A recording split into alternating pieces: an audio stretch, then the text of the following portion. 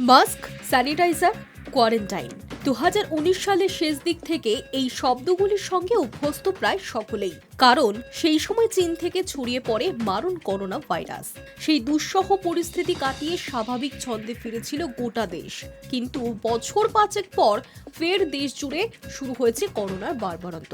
মহারাষ্ট্র, ঝাড়খণ্ড, রাজস্থান এবং কর্ণাটকের মতো রাজ্যে ইতিমধ্যেই হাই অ্যালার্ট জারি করা হয়েছে।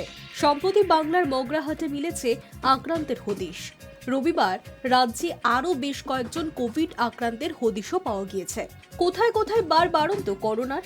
মহারাষ্ট্রের জনস্বাস্থ্য দপ্তরের বুলেটিন অনুযায়ী 25শে মে 2025 এ রাজ্যে 43টি নতুন কোভিড পজিটিভ কেস ধরা পড়েছে, যার মধ্যে 35টি কেস মুম্বাই শহরের।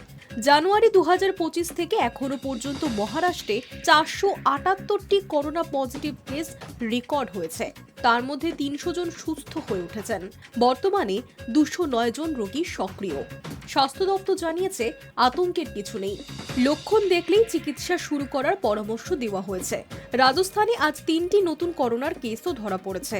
জানুয়ারি 2025 থেকে রাজ্যে মোট 15 জন আক্রান্ত হয়েছেন। এখনো পর্যন্ত কোনো মৃত্যুর খবর নেই। স্বাস্থ্য দপ্তরের রিপোর্টে বলা হয়েছে বেশিরভাগ রোগীর অবস্থা স্থিতিশীল। ঝাড়খণ্ডের রাজধানী রাঁচিতেও একজন কোভিড আক্রান্তের খোঁজ পাওয়া গিয়েছে। কি ব্যবস্থা নিতে বলা হচ্ছে? রাজ্যগুলির স্বাস্থ্য দপ্তর সাধারণ মানুষকে ভিড়ের মধ্যে মাস্ক পরা, হাত ধোয়া এবং সামাজিক দূরত্ব বজায় রাখার সুপারিশ করছে। যদিও সরকারের তরফে জানানো হয়েছে আতঙ্কিত হওয়ার কিছু নেই, তবে সতর্কতা অবলম্বন করতে হবে। পশ্চিমবঙ্গের স্বাধীন দায়িত্বপ্রাপ্ত স্বাস্থ্য প্রতিমন্ত্রী চন্দ্রিমা ভট্টাচার্য সাফ জানিয়েছেন, চিন্তার কোনো কারণ নেই, সব দিকেই নজর রাখা হচ্ছে। Hi news network.